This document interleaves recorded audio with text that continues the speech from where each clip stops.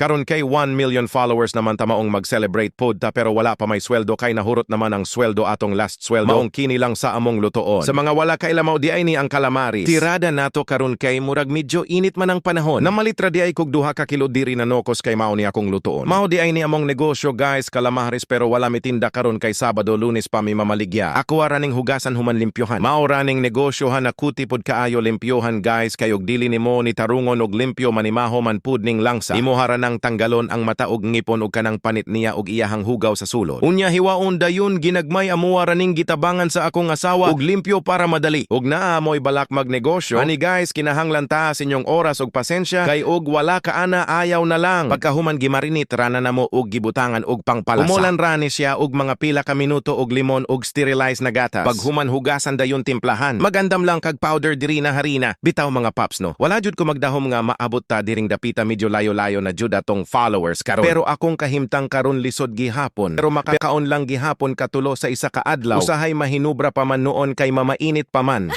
Bitaw mga paps, pobre lang gud gihapon pero dili jud ingon pobre na jud kaayo kay makakaon pa man. Unya magpainit tag mantika diri sa food cart. Diri lang nakulutoon kay murag pisik kaayo og didto nakulutoon sa sulod. Mantika bayani unya na ako'y batang gamay. Murag delikado kay magbuto-buto bayani. Gamay ra noon ni akong lutoon kay amuwarani sudan karong paniudto. Bitaw mga paps, wala man gud unta ni sa among plano ni na negosyo ha. First time pa pod namo magnegosyo ani kay ug sa mga nakaila sa ako a motor ug sakyanan baya akong mga baligya jud. Unya kini akong asawa na engganyo aning negosyo ha. Kay iyang igsuon na lalaki ni undang og trabaho. Nagnegosyo og ingon ani, maka-income man jud og dako-dako. Makahurot naman og tag 10 to 20 kilos kada adlaw. Mao to ang halin sa among minivan. Mao ni among gikapital ani. Paminaw pod na kumurag dugay man ang irog sa akong kwarta. Kay daghan na pod kaayo naga-buy and sell karon. Mingaw na pod kaayo ang selling. Bida-bida man gud daw ni akong asawa ana ni Paning.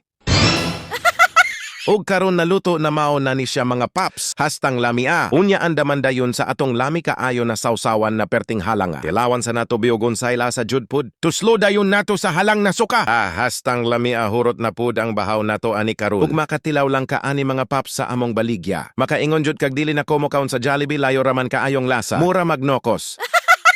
Piyong-piyong gud ang mata ni hugnatan sa kalamio. Tilawan pud sa bida-bida na kong asawa.